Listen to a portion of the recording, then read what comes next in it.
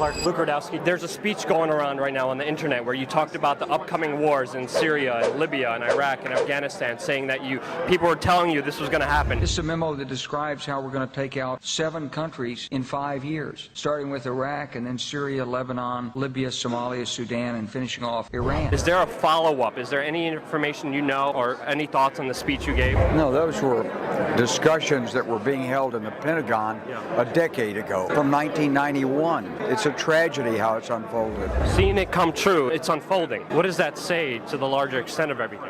It says that the United States needs to be a strong force for peace and justice, global cooperation in the world. Do you have anything else you want to say about that talk or any information you came across? And how do you feel Obama's handling Syria right now?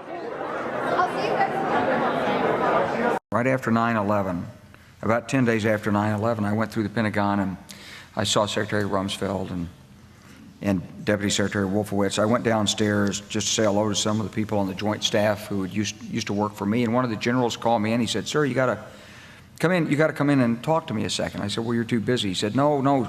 He says, "We've made the decision. We're going to war with Iraq." This was on or about the 20th of September. I said, "We're going to war with Iraq. Why?" He said, "I don't know."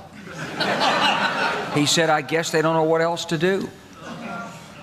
So I said, "Well, did they find some information connecting Saddam to Al-Qaeda?" He said, No. He says, "There's nothing new that way. They just made the decision to go to war with Iraq." He said, "I guess it's like we don't know what to do about terrorists, but we've got a good military and we can take down governments." And he said, "I guess if the only tool you have is a hammer, every problem has to look like a nail." So I came back to see him a few weeks later, and by that time we were bombing in Afghanistan. I said, "Are we still going to war with Iraq?" And he said, "Oh, it's worse than that."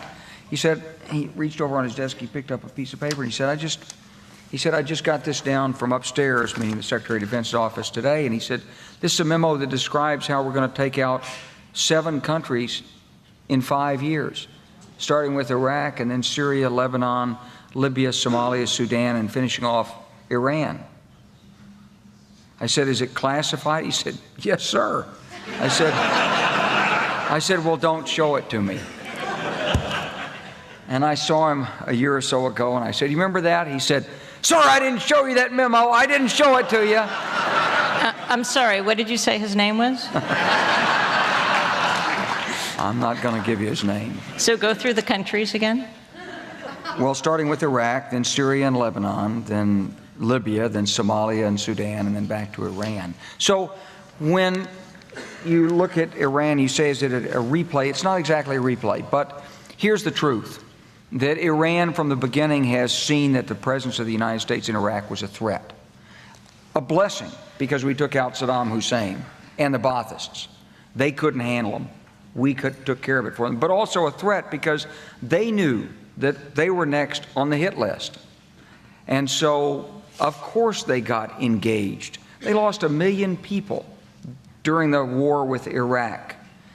And they've got a long and unprotectable, unsecurable border. So it was in their vital interest to be deeply involved inside Iraq. They tolerated our attacks on the Baathists. They were happy we captured Saddam Hussein, but they're building up their own network of influence, and to cement it, they occasionally give some military assistance and training and advice, either directly or indirectly, to both the insurgents and to the militias. And in that sense, it's not exactly parallel, because there has been, I believe, continuous Iranian engagement. Some of it legitimate, some of it illegitimate. I mean, you can hardly fault Iran because they're offering to do eye operations for Iraqis who need medical attention. That's not an offense that you can go to war over, perhaps, but it is an effort to gain influence. And the administration has stubbornly refused to talk with Iran about their perception, in part because they don't want to pay the price with their our U.S. domestic political base, the right-wing base, but also because they don't want to legitimate a government that they've been trying to overthrow. If you were Iran, you'd probably believe that you were mostly already at war with the United States anyway, since we've asserted that their government needs regime change. So, and we've asked Congress to appropriate $75 million to do it, and we are supporting terrorist groups, apparently, who are infiltrating and blowing up things inside Iran.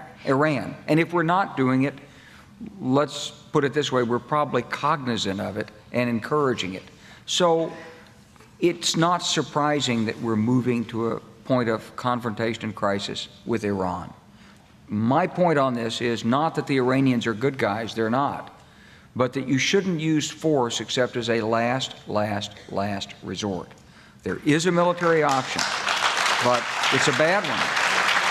I wanted to get your response to Seymour Hersh's piece in The New Yorker to two key points this week, reporting the Pentagon's established a special planning group within the Office of the Joint Chiefs of Staff to plan a bombing attack on Iran, that this is coming as the Bush administration and Saudi Arabia are pumping money for covert operations into many areas of the Middle East, including Lebanon, Syria, and Iran, in an effort to strengthen Saudi-supported Sunni Islam groups and weaken Iranian-backed Shias. Some of the covert money has been given to jihadist groups in Lebanon with ties to al-Qaeda. Fighting the Shias by funding with Prince Bandar, and then with U.S. money not approved by Congress, funding the Sunnis connected to al-Qaeda. Well, I don't have any direct information to confirm it or deny it. It's certainly plausible. The Saudis have taken a more active role. You know, the Saudis you were just in Saudi Arabia. You just came back from Saudi Arabia. Yeah, well, the Saudis have basically recognized that they have an enormous stake in the outcome in Iraq, and they don't particularly trust the judgment of the United States in this area. We haven't exactly proved our competence in Iraq. So they're trying to take matters into their own hands. The real danger is, and one of the reasons this is so complicated, is because let's say we did follow the desires of some people who say, just pull out and pull out now. Well, yeah, we could mechanically do that. It would be ugly, and it might take 3 or 4 months, but you could line up the battalions on the road one by one, and you could put the gunners in the Humvees and load and cock their weapons and shoot their way out of Iraq. You'd have a few roadside bombs, but if you line everybody up, there won't be any roadside bombs, maybe some sniping. You can fly helicopters over, do your air cover, you probably get safely out of there. But when you leave, the Saudis have got to find someone to fight the Shias. Who are they going to find? Al-Qaeda. Because the groups of Sunnis who would be extremists and willing to fight would probably be the groups connected to Al-Qaeda. So one of the weird inconsistencies in this is that were we to get out early, we'd be intensifying the threat against us of a super powerful Sunni extremist group, which was now legitimated by overt Saudi funding in an effort to hang on to a toehold inside Iraq and block Iranian expansionism.